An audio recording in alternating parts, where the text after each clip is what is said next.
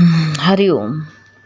हरिओम प्यारे, देखिए ये आगे का है जो दादा भगवान का, ये कि जो दो बहनें ज्ञान नहीं सुनती थी, दोनों बहनें, तो उसका भाई जो था, उसका भाई जो है उसके ऊपर शक करता था। वो बहनें दोनों सत्संग सुनने जाती थी, लेकिन उसका भाई जो था बहुत बिगड़ा हुआ इंसान था।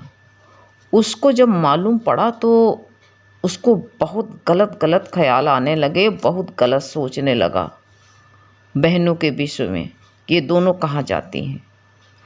उसको बड़ा गलत गलत ख्याल आया और बहुत वो गलत सोचने लगा, और वो जो है दोनों बहनों को छुप करके देखने गया कि देखो, कहते नहीं देखने भी जाएगा तभी भी उसका जीवन बनी जाएगा। देखने गया तो वो जो है छुप करके जा करके सत्संग में बैठ गया। सत्संग में बैठ गया, जा करके छुप करके सत्संग में आ पहुंचा कि देखो ये दोनों कहाँ जाती हैं, हम देखने जाएंगे। देखने के लिए वो आया, और देखने के लिए आया और चुपके से सत्संग में बैठ गया। अब भाई चुपके से बैठो, कहते ने जहर है, चाहे जान में पियो तभी भी मर जाओगे, और अनजान में पियोगे तभी भी मर जाओगे। अमृत जान में पियो तभी भी अमर हो जाओगे, अनजान में पियोगे तभी भी अमर हो जाओगे। इसलिए जो है इंसान को जो है किसी चाहे जान अनजान में भूले चूके से जिसके कान में अमृत वचन पड़ जाए तो उसका तो भविष्य बनना ही बनना है। अब वो गया तो कहा देखने के लिए कि चलो देखें तो क्या करती दोनों बहनें। तो सत्संग में आकर के बैठ गया। जब बैठ गया तो उस दिन जो है उन दिनों जो है दादा भगवान की अमृत वाणी ऐसे चलती थी कि मान लो कि ब्रह्मा ही उतर के बैठ गए हों। कभी कभी ऐसे होती तो अमृत वाणी उसके दिल को छू गई। दादा भगवान की जो अमृत वाणी थी उसके दिल को छू गई, और दुख छू गई, और अंदर का अंदर ही अंदर जब उसको जो है ये वाणी छुई और ज्ञान जब उसको अंदर आया तो अंदर ही अंदर अपने को धिक्कारने लगा कि अरे यहाँ तो ये तो अति लोग बैकुंठ में आ रही हैं और हम गलत गलत सोचने लगे।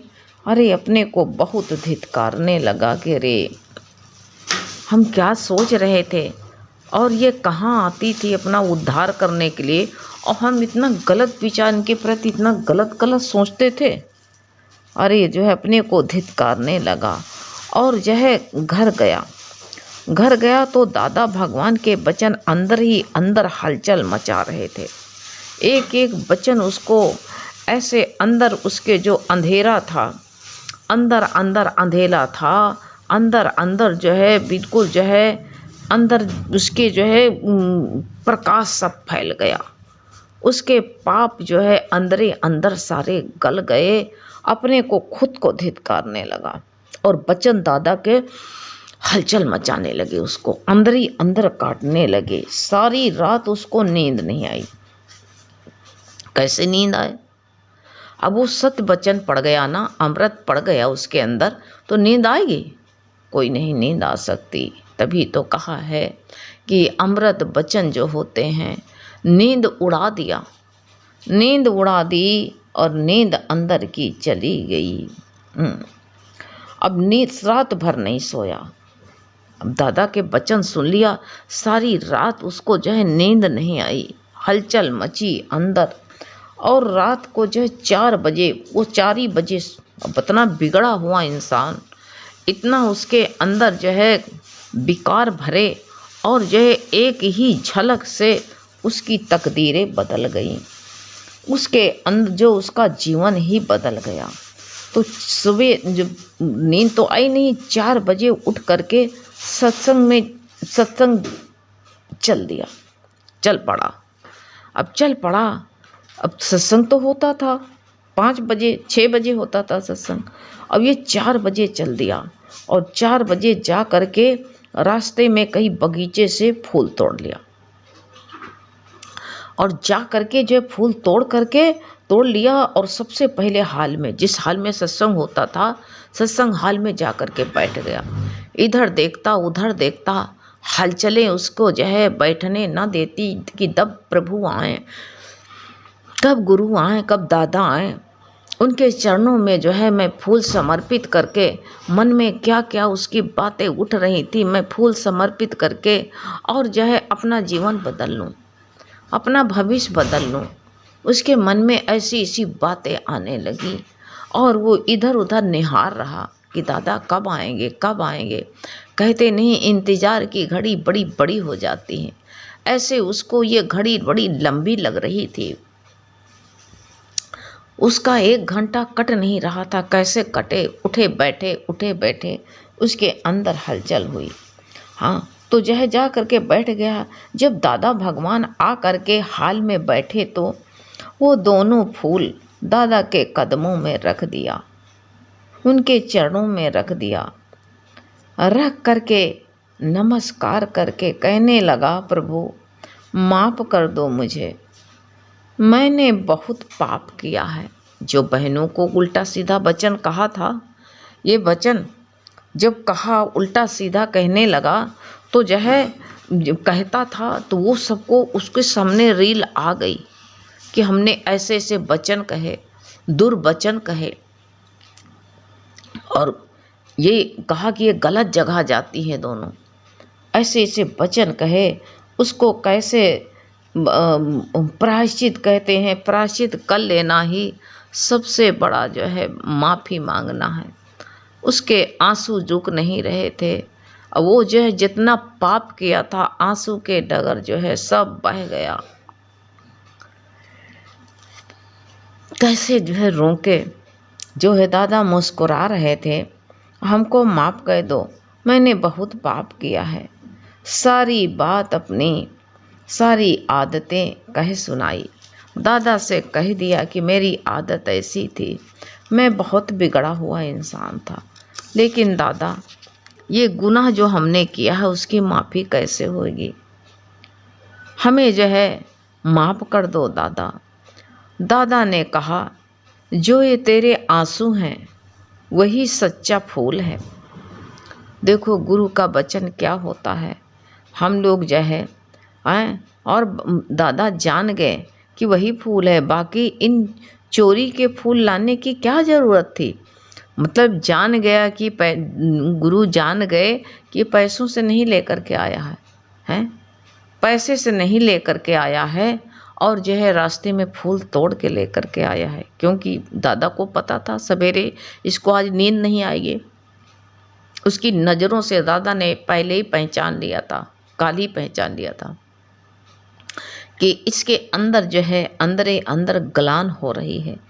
और जो है जो पहले दिन आ करके कूद पड़ा आ करके और अंदरे अंदर उसको जो है इतनी गलान हो रही थी, इतनी आग लग गई उसको। तो दादा ने कहा, ये तुम जो है ये फूल तुमको लाने की क्या ज़रूरत है, बेकार में इनको अपने साथियों से अलग कर दिया, अपने साथियों से अलग करके हैं, अपने परिवार में थे फूल। देखो गुरु कहते तुम जाते हो चटाक से फूल तोड़ लेते हो, तुम्हारा अधिकार नहीं है फूल तोड़ने का। क्यों तोड़ लेते हो? वो भी अपने परिवार में रहना चाहता है, अपने माँ बाप की गोद में खेलना चाहता है फूल।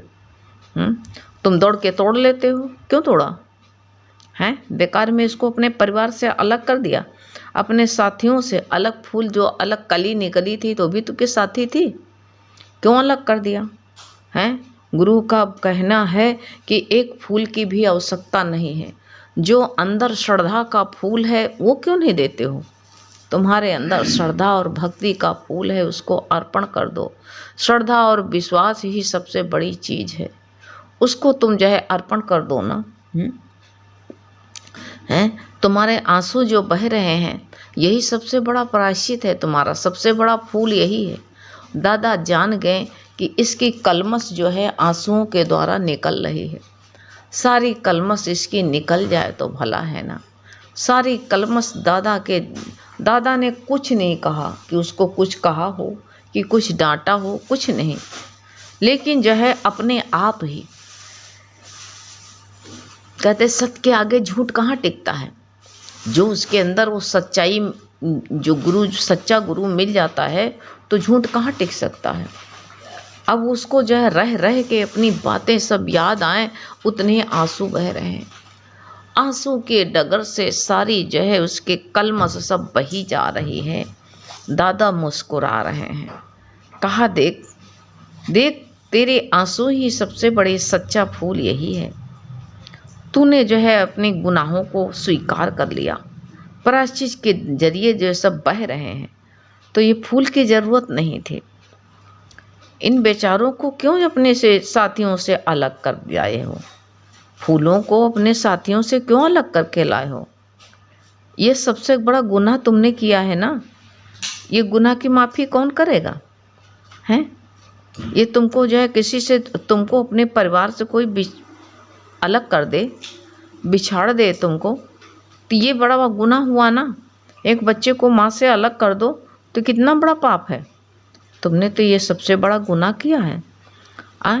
बस उस दिन से उसका प्रेम, दादा का प्रेम जो है उसके जीवन को बदल दिया। कहते हैं जीवन जो है बदलने में देर नहीं लगती है। जीवन बदल गया, जीवन बदला तो संसार बदल गया। पहले विचार बदलने हैं।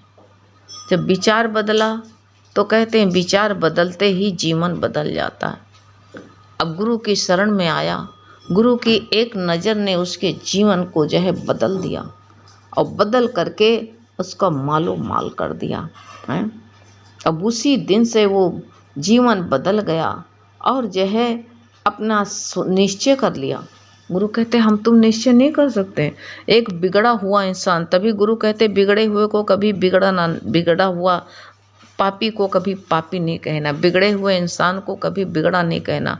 वो जिस दिन बदलेगा सारे तख्ता पलट देगा, उसकी तकदीरें तुरंत बदल जाएंगी, सारी तख्ता पर बदल जाएगा उसका। तो ऐसे जो है कभी ये मत कहो कि ये बिगड़ा है, ये तो बहुत बना हुआ है। ये तो जो है कभी भी गुरु कहते हैं पापी को पापी मत कहना, पापी का तख्ता कभी भी बदल सकता है और तुम अपने को बहुत अच्छा समझते हो।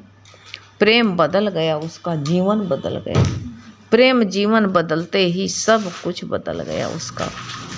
उसकी माँ की जो है गर्मी की वजह से उसकी टांग खराब हो गई थी, कोई ना कोई कमी हो गई थी, टांग उसकी माँ की खराब हो गई थी। टांग खराब हो गई थी तो जो है पर खुशी में उसकी माँ ऐसी एक टांग पर नाचने लगी, अरे दादा तुमने इसका जीवन बदल दिया। हम इसके पीछे कितना रोए, कितना मन्नतें माने, लेकिन ये नहीं बदला। और दादा आपने एक दृष्टि डाली और उसका जीवन बदल गया। दादा को दुआएं देने लगी और एक टांग पर वो नाचने लगी। टांग पर नाचने लगी। दादा को जब सारे प्रेमियों ने बताया कि जो है बहनें दोनों थी, उन्होंने बताया कि दादा आज मेरी माँ इतनी रोई और रो रो करके नाच रही थी कि दादा मेरी 2 बेटियों को तो आपने जीवन बदली दिया था, उनका भविष्य बदल दिया था। दादा आज मेरे इस बिगड़े हुए इंसान को बदल दिया, जिसकी कभी संभावना ही नहीं थी, कोई जान ही नहीं सकता था। दोनों बहन बताने लगी, आंसू बहने लगे बहनों के कि अरे आज दादा ने तो जो है वो करामात की है कि जो है ऐसा कोई कर नहीं सकता है। आज दादा ने जो है इसको निहाल कर दिया, आज दादा ने जो है इसका जीवन बदल दिया। सारा घर में एक खुशी की लहर छा गई। दोनों बहनें, भाई, माँ आपस में एक दूसरे को देख के रोते हैं और जो है फूले नहीं समाते हैं, जैसे कि आज घर में एक जो है उत्सव हो गया हो। आज जो है उसका नया जन्म मिला। माँ का भी इसी दुर्दशा थी, ऐसी रोती थी कि माँ को दुर्वचन कहता था, उसको भी जीवन नया मिला है कि दादा आज मेरा तो जीवन बदला तो बदला ही था है। आज जो है मेरे परिवार का जीवन बदल दिया। आज मेरा जो है ये दुर्वचन कहने वाला, घर में टांडो करने वाला, इसका भी जीवन आपने बदल दिया दादा। इतनी खुशी मनाने लगे, आपस में एक दूसरे के गले मिलती हैं और भाई भी कहता है कि माँ हमने बहुत गुनाह किया है, ये जो है दादा से कह दो हमारी गुनाहों को माफ़ कर दे। एक टांग पर नाच रही थी, लग रहा था वो ऐसे देखने में लगती थी कि ऐसे थी कि दादा भगवान पतित को पावन बनाने वाले। हे दादा, ये तो बहुत पतित था, इतना गिर गया था, इतना ये घृणित, इतना गलत रास्ता अपना लिया था, इतना बिगड़ गया था, लेकिन दादा तुमने पावन बना दिया इसको। ये तो पतित था, लेकिन दादा आपने पावन बना दिया। अब जो है ऐसे कह करके कितना दादा को बधाई देती और रोती। तो रोती थी, इतना रो करके दादा को दुआएं देती कि दादा आपने जो है मेरे परिवार का जीवन, तो गुरु कहते ऐसे हम लोग भी अपना जीवन बदल सकते हैं, हमारे अंदर भी परिवर्तन आ सकता है, अपनी आदतों को हम भी बदल सकते हैं। ये गुरु ने वाणी क्यों दी, इतना क्यों जो है मेहनत किया है कि जहाँ जहाँ पर ये वचन पहुँचे। बहुत प्रेमी देखो अपने रिश्तेदारों को बताते हैं, अपने भाई भतीजे को बताते हैं, ये ज्ञान सुनाते हैं, तो उनके अंदर में भी तो जो है उत्साह आता है, उनके अंदर में भी तो बदलाव आता है, हैं। तभी तो गुरु कहते हैं ये ज्ञान जो है 21 पीढ़ी तारता है। आज समझ में आया कि 21 पीढ़ी तारने का मतलब क्या होता है, कि जो आप एक इंसान परिवार में एक ज्ञान सुनता है तो फिर दूसरा भी ज्ञान अपने परिवार में बताता है, वो आगे बढ़ाता, वो अपने परिवार जो मिलने वाले हैं उससे बताता है जा करके कि हमारे गुरु का ऐसा ज्ञान है ऐसा। तो कोई दुखी दिखाता, उससे भी कहते हैं तुम गुरु की शरण में आओ, देखो तुम्हारा जीवन बदल जाए। हम लोग भी, कोई रोता है मेरा बच्चा शराबी है, जुआरी है, तो यही अपने दादा अपने गुरु को आगे करके कहते हैं तुम गुरु की शरण में आओ, देखो सब कुछ बदल जाएगा। वो बदलता है। हमको तुमको कोई परिस्थिति आ जाती है, नर्वस हो जाते हैं, लेकिन गुरु के शरण में आ करके सारा जो है हमारा लोगों का भी सब ठीक होता है। हलचलें आती हैं, ऐसी बात नहीं, हलचल आती हैं, लेकिन जो है हलचलें सब धीरे धीरे शांत हो जाती हैं। हरि ओम बेटा, हरि ओम।